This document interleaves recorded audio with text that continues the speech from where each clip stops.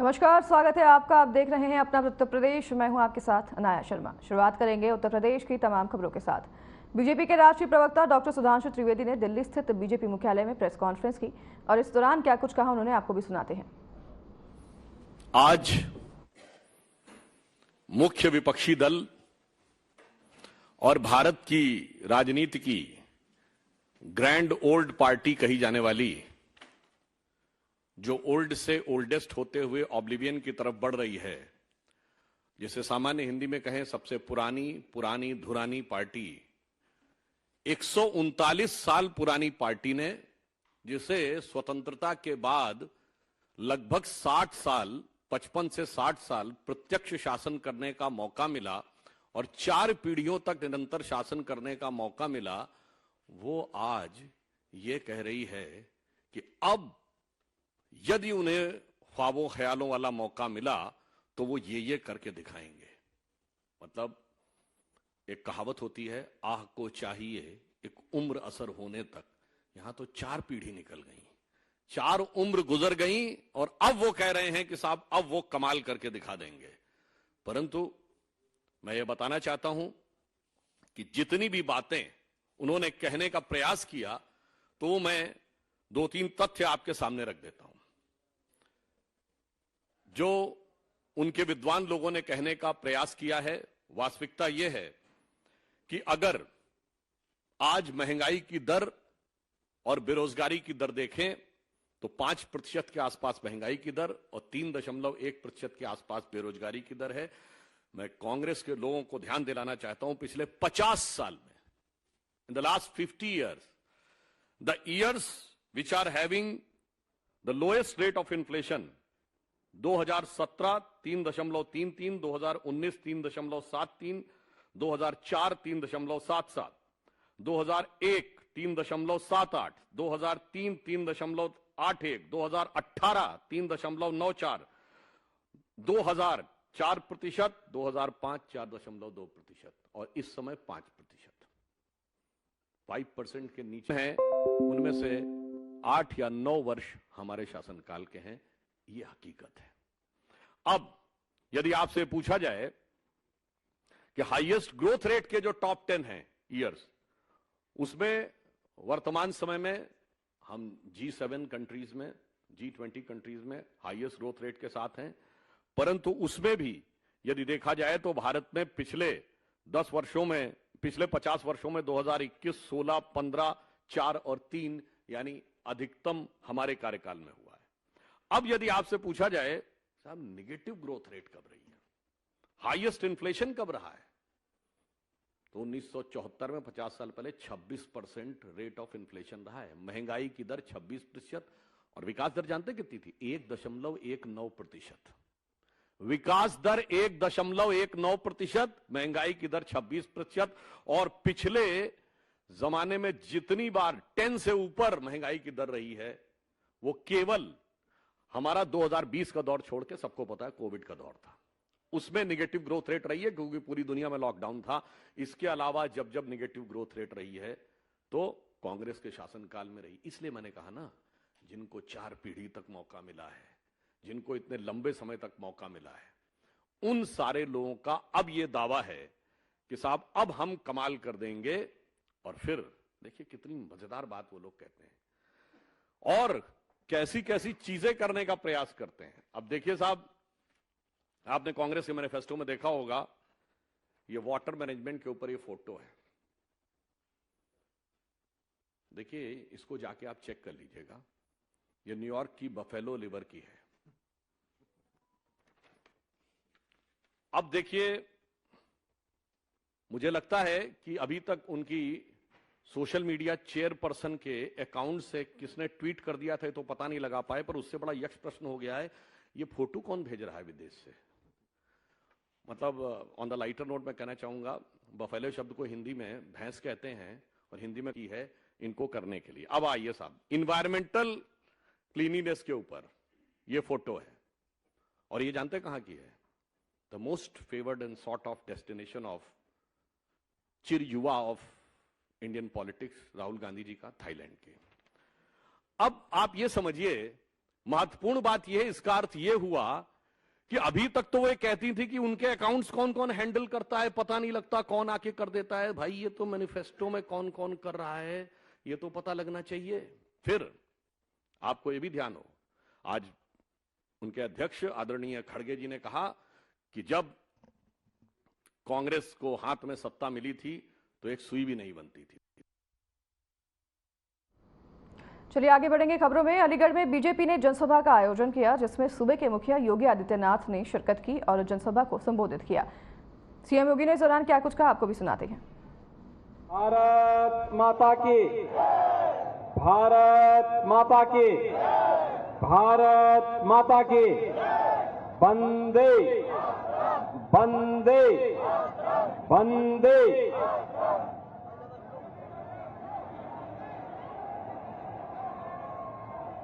Bharatiya Janata party के जिला के अध्यक्ष चौधरी कृष्णपाल सिंह जी, महानगर अध्यक्ष इंजीनियर राजीव शर्मा जी, राष्ट्रीय लोकदल के जिला के अध्यक्ष चौधरी कालीचरण सिंह जी,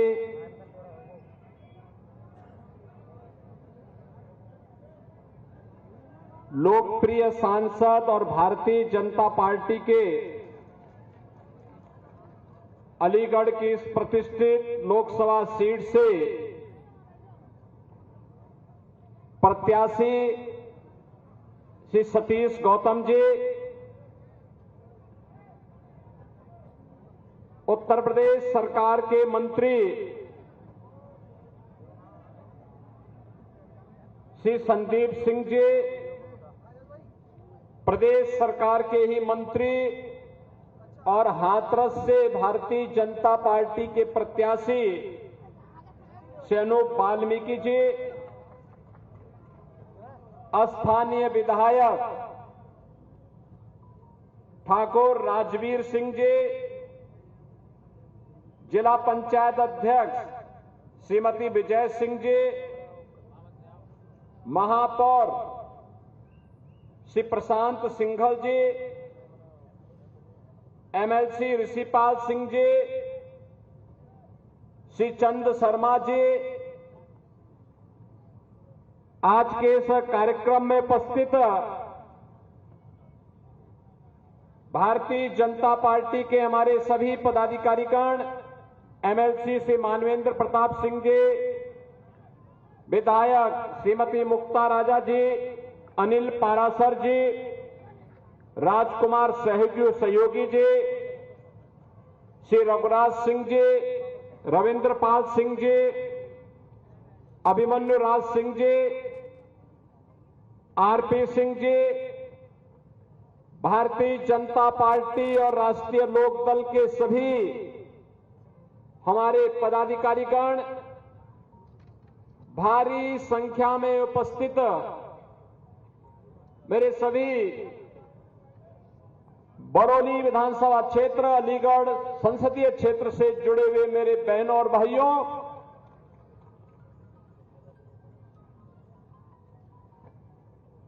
अपनी पौराणिक और ऐतिहासिकता के लिए विख्यात खरेश्वर वाले बाबा खरेश्वर महादेव के धरणीधर और महान चंद्रवंशी राजाओं की इस पावन धरा को, जो ब्रजमंडल के अंदर जिसका अपना महत्व है, इस पावन धरा को जिसको 1857 के प्रथम स्वातंत्र समर में शिवनारायण पंडित, मंगला सिंह जी और महताब सिंह जी ने अपने तेजस्वी नेतृत्व में प्रथम स्वातंत्र समर को एक नेतृत्व दिया था। इस पावन धरा को नमन करते हुए आप सबके उत्साह के लिए मैं आपका हृदय से अभिनंदन करता हूं, स्वागत करता हूं। बहनों और भाइयों, पूरे देश में लोकसभा चुनाव 2024 का शंखनाद हो चुका है। दूसरे चरण में आपको अलीगढ़ में भी मतदान करना है। देश के अंदर जो आवाज आ रही है, पूरे देश के अंदर मोदी जी के नेतृत्व में पिछले 10 वर्ष के अंदर जो ऐतिहासिक कार्य हुए हैं,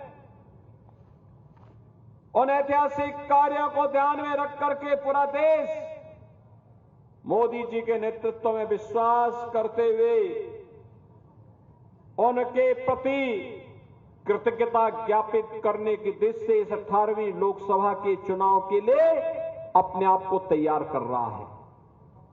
पहली बार है जब चुनाव चल रहे हैं, लोगों को कयास लगाने की आवश्यकता नहीं, परिणाम के बारे में लोग पहले से निश्चिंत हैं, पहले से तय है, लोगों में पहले से तय है। पहला चुनाव होगा ये जब लोगों ने तय किया है कि तीसरी बार फिर मोदी सरकार। पूरे देश के अंदर, उत्तर हो, दक्षिण हो, पूरब हो, पश्चिम हो, सहारनपुर हो, अलीगढ़ हो, अभी मैं बागपत से आ रहा हूं, बागपत में भी यही आवाज है और बलिया में भी यही आवाज है। बहनों और भाइयों, ये आवाज वैसे नहीं है। हमारा भारतीय समाज, अगर किसी ने हमारे लिए 2 कदम कोई चला है तो हम भी कृतज्ञता ज्ञापित करते हुए उऋण होने के लिए उसके लिए 4 कदम चलने का प्रयास करते हैं। और यही तो है समाज, यही हमारा संस्कार है, यही हमारी परंपरा है।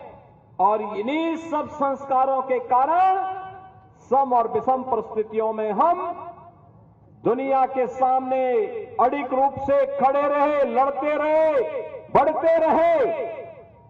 दुनिया में तमाम परंपरा और संस्कृति नष्ट हो गई, हमारा समाज खड़ा रहा, हमारा देश अपनी अजेय यात्रा को लेकर के लगातार बढ़ता रहा। और आज मोदी जी के नेतृत्व में नए भारत का दर्शन हम सब कर रहे हैं। हमसे बड़ा सौभाग्य कौन होगा? हम नए भारत को देख रहे हैं, एक ऐसा भारत दुनिया में जिसका सम्मान है, एक ऐसा भारत जिसकी सीमाएं सुरक्षित हुई हैं, एक ऐसा भारत आतंकवाद, नक्सलवाद समाप्त हुआ है, एक ऐसा भारत जहां पे इंफ्रास्ट्रक्चर के आधुनिक कार्य हो रहे हैं। कोई जानता था ये गाजियाबाद से अलीगढ़ का ये मार्ग, 6 लेन का मार्ग ये बनेगा? कोई सोचता था? आज से 10 वर्ष पहले सपना था, लेकिन आज ये आपके सामने हकीकत है। कोई सोचता था इतनी बड़ी फैक्ट्री, सीमेंट की फैक्ट्री यहां लगेगी यूपी में? फैक्ट्री 17 के पहले सपना था, आज हकीकत है। कोई सोचता था? कोई सोचता था? कोई सोचता था कि उत्तर प्रदेश दंगा मुक्त होगा? आज उत्तर प्रदेश दंगा मुक्त है। कोई सोचता था उत्तर प्रदेश कर्फ्यू से मुक्त होगा? आज कर्फ्यू से मुक्त भी हुआ है और कावड़ यात्रा भी धूम धड़ाके से निकल रही है।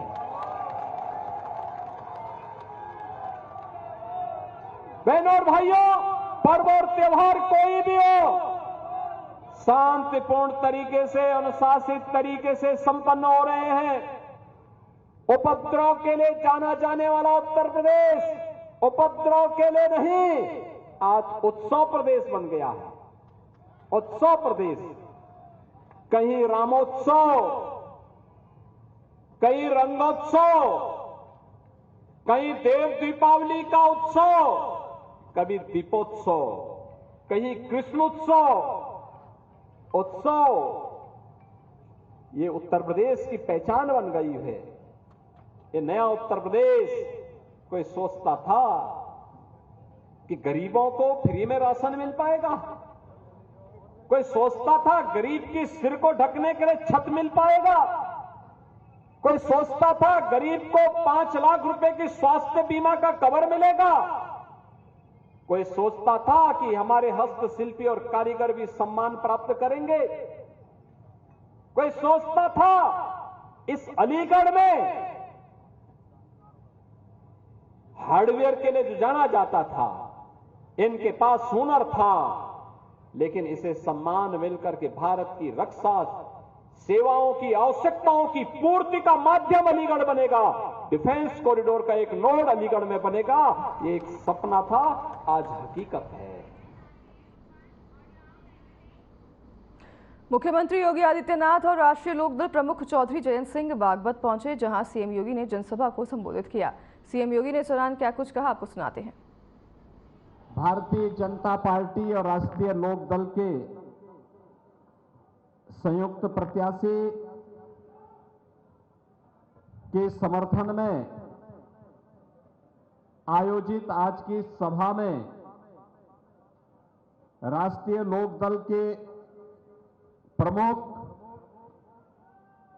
माननीय चौधरी जयंत जी, लोकप्रिय सांसद डॉक्टर सत्यपाल सिंह जी,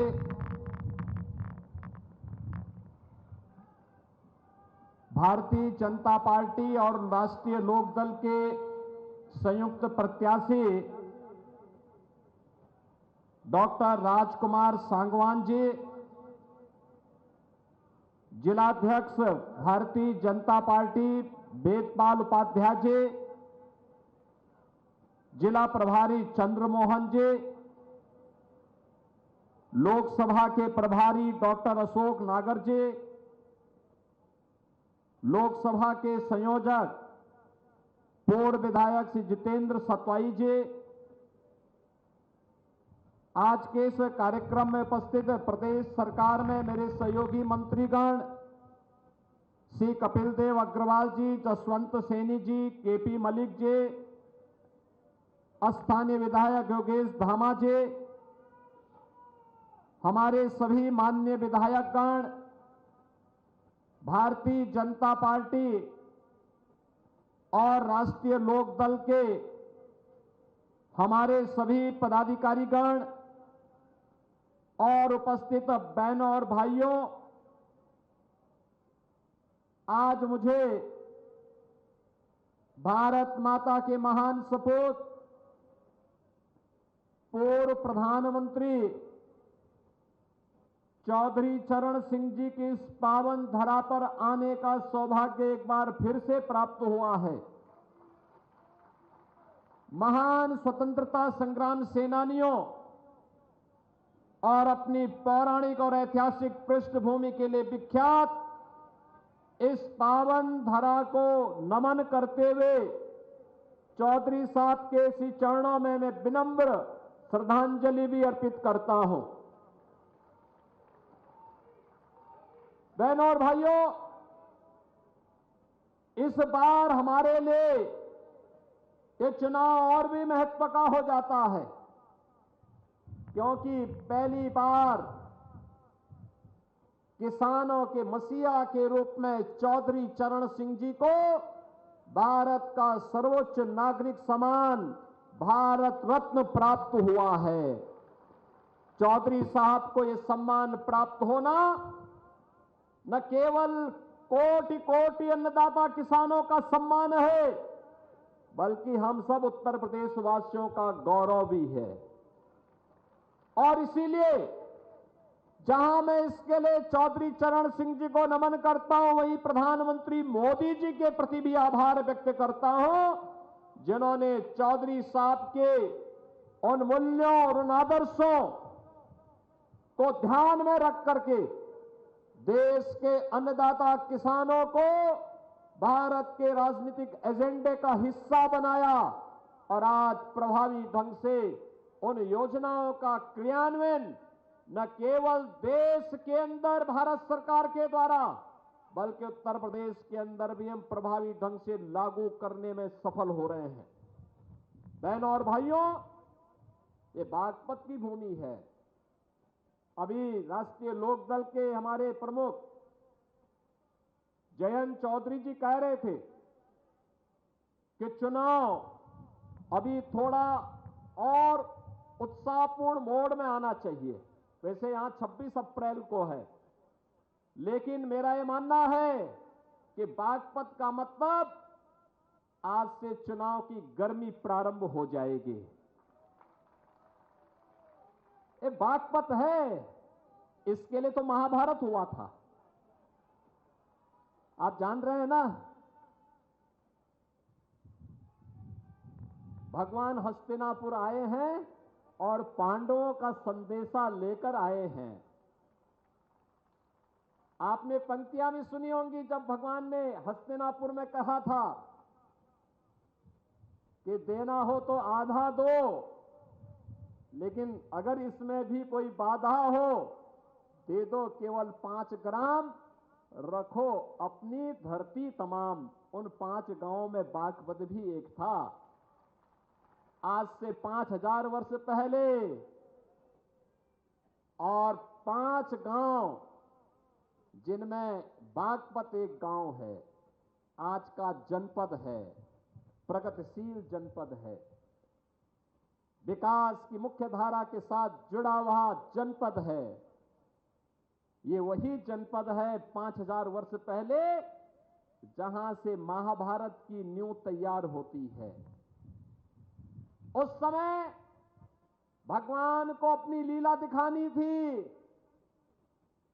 और अन्यायी और अत्याचारी ताकतों को उनकी हैसियत भी दिखानी थी, और उसका आधार बना था बागपत।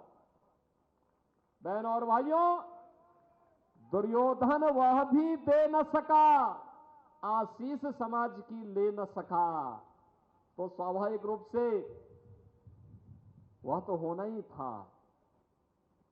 आज देश प्रधानमंत्री मोदी जी के नेतृत्व में दुनिया की एक बड़ी ताकत बनने की ओर अग्रसर है, और निसंदेह पिछले 10 वर्ष में मोदी जी ने देश के लिए जो कुछ किया वह किसी से छुपा हुआ नहीं है। हम लोग जो कुछ भी यहां करने में सफल हुए, यहां के लोकप्रिय सांसद डॉक्टर सतपाल सिंह जी जब यहां पे विकास की बात करने के लिए आए, पहली बार जब मैं मुख्यमंत्री बना तो तुरंत वहां टपक पड़े। मैंने कहा अभी तो सरकार बनी ही है। इन्होंने कहा इसीलिए मैं सबसे पहले आया हूं क्योंकि दिल्ली के सबसे नजदीक रहता हूं, और दिल्ली के सबसे नजदीक रहने के बाद, मुंबई देखने के बाद जब मैं अपने बागपत की तुलना करता हूं तो मुझे लगता है कि मैंने पूरा जीवन महाराष्ट्र में, मुंबई में, नागपुर में, पुणे में व्यतीत तो किया, लेकिन बागपत के लिए कुछ कर नहीं पाया। एक अवसर मिला है, वहां की जनता जनार्दन ने मोदी जी की कृपा से एक अवसर दिया है, मैं एक बार वहां कुछ करना चाहता हूं। और बहनों और भाइयों, जो भी प्रस्ताव यहां के सांसद और यहां के विधायकों ने मेरे सामने रखा विकास के लिए, प्रदेश से होना था तो प्रदेश से, और नहीं तो केंद्र के पास भेजने में कोई देर नहीं लगाई, 24 घंटे ज्यादा समय नहीं लगाते थे। और आज उसका परिणाम है, जब मैं बागपत को देखता हूं, यहां के विकास को देखता हूं, मुझे चौधरी चरण सिंह जी के प्रति श्रद्धा का भाव जागृत होता है कि कितना बड़ा महापुरुष था जिन्होंने बागपत को बागपत बना करके अपनी कर्मभूमि के रूप में सिंचित किया था। आज हमें भी उस धरती के बारे में कुछ करने का अवसर प्राप्त हो रहा है। बहनों और भाइयों, विकास की इस प्रक्रिया को आगे बढ़ाने के लिए, आस्था के संगम को आगे बढ़ाने के लिए आज मुझे भी अच्छा लगता है जब बागपत का नौजवान उत्तर प्रदेश सरकार की सरकारी सेवा में स्थान प्राप्त करता है। नहीं तो यहां का नौजवान सड़कों पे दौड़ता रह जाता था, और जब भर्ती की नौबत आती थी उसको छटनी करके बाहर कर दिया जाता था। हमने कहा ये नहीं हो पाएगा। मैं तो देख के बौचक था, जब मैं यहां बागपत में आया था 18 में, एक ही गांव के 27 नौजवान भर्ती हुए थे, 27 नौजवान पुलिस की, उत्तर प्रदेश पुलिस की भर्ती में। ये चीजें दिखाती है कि जब ईमानदारी से कोई कार्य करो तो उसके परिणाम भी उसी प्रभावी ढंग से हम सबको देखने को मिलेंगे। आज बागपत में इंफ्रास्ट्रक्चर का अपना कार्य है, हाईवे का है, एक से एक बढ़कर के हाईवे बने, एक नहीं, दो नहीं, 5-5 हाईवे से बागपत जनपद जुड़ा है। चौधरी चरण सिंह जी की करम भूमि की रमाला चीनी मिल एक नए रूप में हम सबको एक नया दर्शन कराता है विकास का। हर घर नल की योजना प्रभावी ढंग से लागू हो रही है। गन्ना किसानों के गन्ना मूल्य का भुगतान, और वह भी हम लोगों ने तय किया है, धीरे धीरे करके लगाम कसने की कार्रवाई जिस स्तर पर हो रही है। बहनों और भाइयों, अब 5 साल और 10 साल इंतजार नहीं करना है, उसी वर्ष। और अब तो 120 में से 105 चीनी मिलों को वहां तक पहुंचा दिए हैं, जो 10 दिन नहीं, मात्र 1 सप्ताह के अंदर गन्ना मूल्य का भुगतान कर रहे हैं। बाकी 15 चीनी मिलों की पेंच कसे जा रहे हैं कि हर हाल में इसको 10 दिन के अंदर लेकर के चलिए।